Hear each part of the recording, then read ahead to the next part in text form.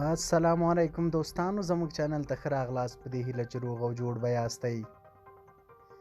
دوستانو، بريټانیا له افغانستان سره مرسته وکړه. د بريټانیا د بهرنیو چارو وزیر لیزاستو د G7 هیوادونو غونډې په جریان کې اعلان وکړ چې هیواد له افغانستان سره د 15 میلیونه پونډه مرسته کوي. افغانانو ته بالاخره یو ښه خبر راورسید.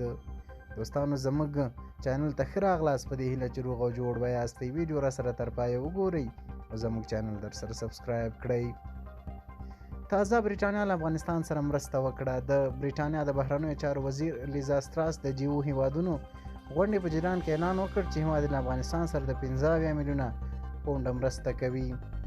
نوموړي په افغانستان کې پر اوسني بشري حالت اندېښنه ښودلې او زیاته کړې ده چې اوسمهال د افغانستان 23 میلیونه خلک له سختې لوږې او اقتصادي ستونزو سره مخ دي. د څرګنده کړې چې بريټانیا حکومت به دا پیسې د سږ کال ژمي کې افغانانو ته ورسوي.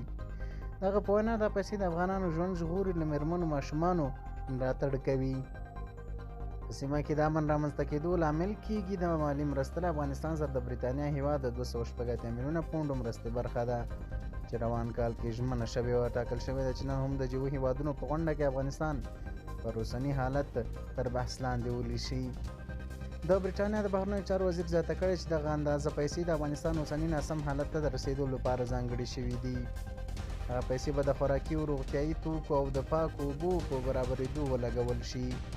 د بريټانیا د بهرنیو چارو وزیر ویلي چې دغه نغدي مرسته به د خوړو د نړیوال پروګرام د کډوالو په چارو کې د ملګرو ملتونو د عالي کمشنرۍ یونیسف او شمېر نورو ادارو لخوا مصرف شي.